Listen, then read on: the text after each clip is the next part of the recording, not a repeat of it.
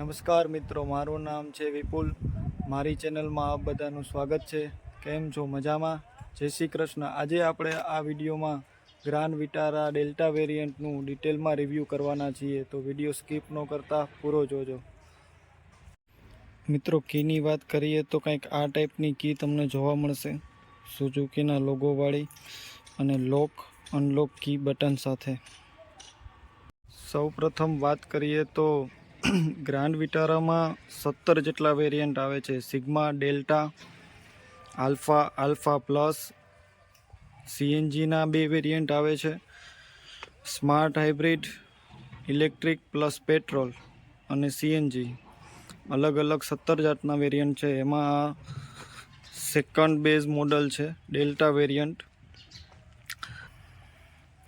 આજે આપણે એનું ડિટેલમાં 1 વર્ષ પછી રિવ્યૂ કરવાના છીએ. ઓલમોસ્ટ 1 વર્ષ થઈ ગયું છે મેં લીધી એને, અને આજે આપણે એનું રિવ્યૂ કરશું કે શું શું સારા ફીચર્સ છે અને શું શું નેગેટિવ પોઈન્ટ છે.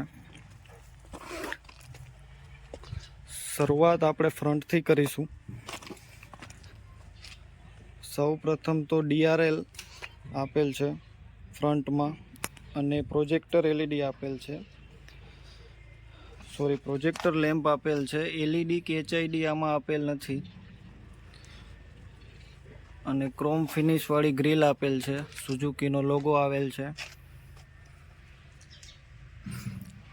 DRLS છે એ લાઇટ અને ઇન્ડિકેટર બંનેનું કામ કરે છે.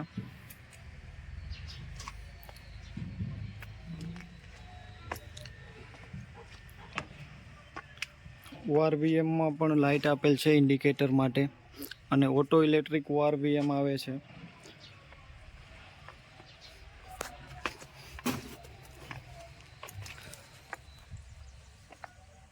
સાઈડમાં જે પટ્ટી લગાવેલ છે SS ફિનિશમાં અને ક્રોમ ફિનિશમાં, એ એસેસરીઝનો પાર્ટ છે, કંપની પ્રોવાઈડ નથી કરતી. વાત કરીએ હેન્ડલની, તો સેન્સર વાળું હેન્ડલ આવે છે બંને સાઈડ, જેને તમે સેન્સર વડે ખોલી શકો છો. ત્યારબાદ ઇન્ટિરિયરની વાત કરીએ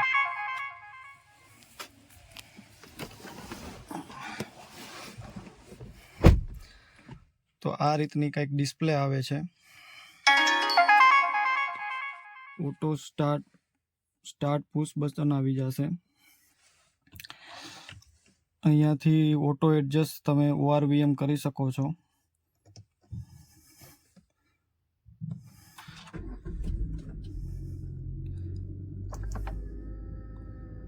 ઓટો ઇલેક્ટ્રિક એડજસ્ટ ORVM આપેલા છે, જે ખૂબ જ સરસ વાત છે, સારી વાત છે. ને ઇલેક્ટ્રિકલ એડજસ્ટ પણ કરી શકો છો. લોક અનલોકની કી આપેલ છે. મિરર લોકની કી આપેલ છે. એકવાર દબાવશો તો મિરર ઓપન થઈ જશે, અને એકવાર ક્લિક કરશો તો મિરર બંધ થઈ જશે, જે ખૂબ જ સારી વાત છે. 4 વિન્ડો મિરર માટેના લોક અનલોક અહીંયા આપેલા છે. સ્ટાર્ટ પુશ બટન આવી જાય છે. હેન્ડલની વાત કરીએ તો તેમાં ક્રૂઝ કંટ્રોલ આવે છે, જે ખૂબ જ સારી વાત છે. 40 ઉપર જાય તો તમે લીવર લોક કરી શકો છો, અને અહીંયાથી સ્પીડ પ્લસ માઇનસ કરી શકો છો. જોઈ શકો છો ડિસ્પ્લે ઉપર બતાવશે, અને જરૂર ના હોય તો કેન્સલ કરી શકો છો. ક્રૂઝ કંટ્રોલ હશે ત્યારે તમારું બ્રેક અને ગિયર બંને કામ કરશે, એટલે ટેન્શન લેવાની જરૂર નથી. આ સાઈડની વાત કરીએ તો ફોનના કંટ્રોલ બધા આવી જાય છે. વચ્ચે હોર્ન છે, અને આ વોલ્યુમ અપડાઉનના બટન છે. અહીંયાથી પણ તમે ઓપરેટ કરી શકો છો. બરોબર છે. વાઇપર માટેના કંટ્રોલ આપેલા છે. લાઇટ માટેના કંટ્રોલ આ બાજુ આપેલા છે. 7 ઇંચની ડિસ્પ્લે આવી જાય છે. આનાથી અપર મોડલમાં 9 ઇંચની ડિસ્પ્લે આવે છે. અને અહીંયા પણ ડિસ્પ્લેમાં તમે એન્ડ્રોઈડ ઓટો કારપ્લે કનેક્ટ કરી શકો છો. બ્લૂટૂથ ને એ બધા તો પોઈન્ટ છે જ ખરા. એસીના વેન્ટ્સ આ રીતે 2 વચ્ચે અને સાઈડમાં આ રીતે આપેલા છે. એસી કંટ્રોલ્સ ખૂબ જ સારું કામ કરેલું છે. જૂની સિસ્ટમ નીકળી ગઈ છે, નવી આ રીતે હવે અપડેટ આવે છે. અહીંયાથી તમે ફેન અને ટેમ્પરેચર વધારી ઘટાડી શકો છો. ત્યારબાદ વાત કરીએ તો ગિયરની. ગિયરમાં થોડુંક ક્રોમ ફિનિશ અથવા તો સિલ્વર ફિનિશ અહીંયા આપી શકતા હતા, જે એ લોકોએ આપેલું નથી. એક નેગેટિવ પોઈન્ટ છે.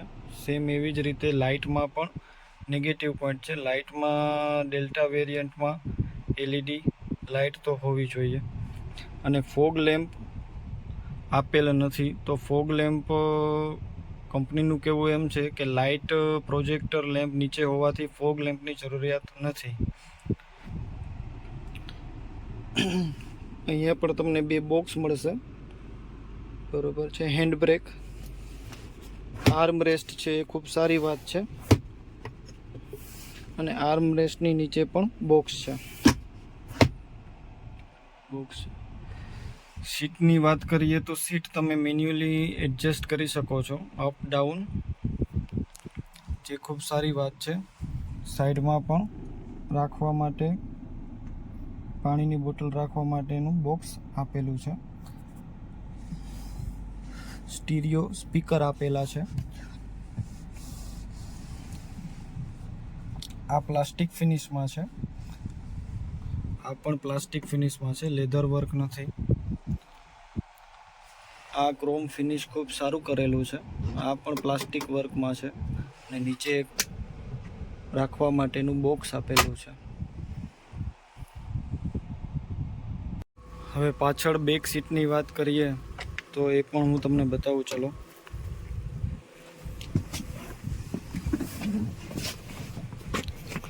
અંદર બેસ્યા પછી મારી ઊંચાઈ 6 ફૂટ છે. આટલો સ્પેસ તોય વધે છે, તો કમ્ફર્ટ સ્પેસ વાઇઝ ખૂબ જ સરસ છે.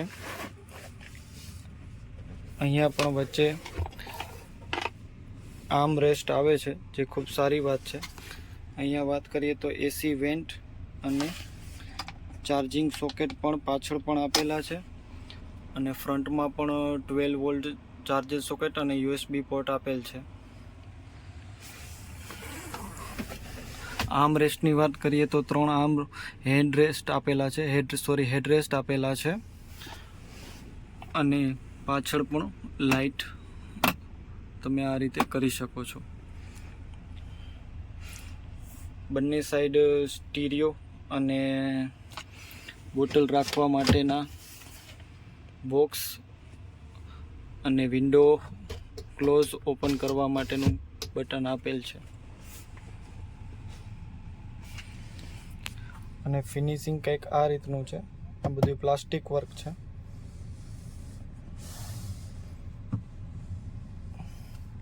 બેક સાઈડની વાત કરીએ તો પાછળ શાર્ક એન્ટીના, સ્ટોપ લાઇટ્સ અને ટેલ લાઇટ્સ આપેલ છે. અને બધા જ વેરિયન્ટમાં લાઇટ્સ, બેક સાઈડ લાઇટ બધી સેમ છે, એમાં કોઈ પણ પ્રકારનો ચેન્જ કરેલ નથી. અને લુકમાં પણ ખૂબ જ સરસ લાગે છે બેક સાઈડથી ટેલ લાઇટ્સ. હવે તમને ચલો બૂટ સ્પેસ બતાવું. અહીંયાની સ્વિચથી તમે એને ઓપન કરી શકો છો, અને પાછળ એક કેમેરો આવી જાય છે.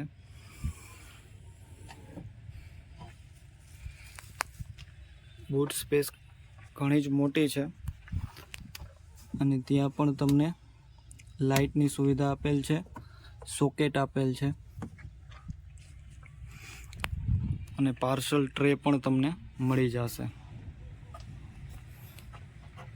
મિત્રો, હવે વાત કરીએ બેક કેમેરાની. તો બેક કેમેરાનો વ્યૂ કંઈક આ રીતે દેખાય છે. ક્લિયરિટી ખૂબ સારી છે. અને હવે જો વાત કરીએ એવરેજની, તો એવરેજ સિટીમાં મને 14 થી 15ની મળે છે, અને હાઈવે ઉપર 17 થી 19ની એવરેજ ઇઝીલી મળી જાય છે. આપ જોઈ શકો છો કે 11,224 કિલોમીટર એક વર્ષમાં ગ્રાન્ડ વિટારા મારી ચાલેલ છે. પ્રાઇસની વાત કરીએ તો મારે 1 વર્ષ પહેલાં 13,25,000માં ગાડી કમ્પ્લીટ થઈ હતી, અને 25,000ની મેં એસેસરીઝ કરાવેલી હતી. એસેસરીઝમાં કવર, ફ્લોરના કવર, બહારની જે સ્ટ્રીપ લાઇન મેં જે તમને બતાવી એ 4-5 વસ્તુ, ચાર્જર, સોકેટ, એનો સમાવેશ થાય છે. અને અત્યારની પ્રાઇસની વાત કરીએ તો 13,48,000 ઓન રોડ પ્રાઇસ છે. સિટી વાઇઝ થોડો પ્રાઇસમાં ડિફરન્ટ હોઈ શકે છે. સિગ્મા ડેલ્ટા વેરિયન્ટની વાત કરીએ તો જેમ જેમ ઉપર જશો એમ પ્રાઇસ હાઈ થાય છે. એટલીસ્ટ 22-23 લાખ સુધી પ્રાઇસ જાય છે. તો વેરિયન્ટ મુજબ પ્રાઇસમાં ફાવ અને સિટી મુજબ પ્રાઇસમાં ડિફરન્ટ આવી શકે છે. મિત્રો, બધા જ પોઝિટિવ પોઈન્ટ વિડીયો દરમિયાન મેં આપને જણાવ્યા. હવે નેગેટિવ પોઈન્ટની વાત કરીએ તો એક જ પોઈન્ટ મને નેગેટિવ લાગે છે કે ડેલ્ટા વેરિયન્ટમાં આગળની જે હેડલાઇટ છે એ પ્રોજેક્ટર આપેલ છે, એના બદલે LED અથવા HID લાઇટ હોવી જોઈએ, કારણ કે લાઇટનો એટલો પ્રકાશ રાતે પ્રોજેક્ટરનો આવતો નથી એટલા માટે. બાકી અધરવાઇઝ ટોટલી ગાડીમાં બધા જ પોઈન્ટ સારા છે. ફીચર્સ પણ સારા છે અને કમ્ફર્ટ પણ સારો છે અને એવરેજ પણ સારી છે. તો મિત્રો, આપ સૌએ મારો વિડીયો જોયો, ખૂબ ખૂબ ધન્યવાદ. આવી જ માહિતી જોતી હોય, આવી જ ડિટેલ જોતી હોય તો લાઈક કરો, સબસ્ક્રાઈબ કરો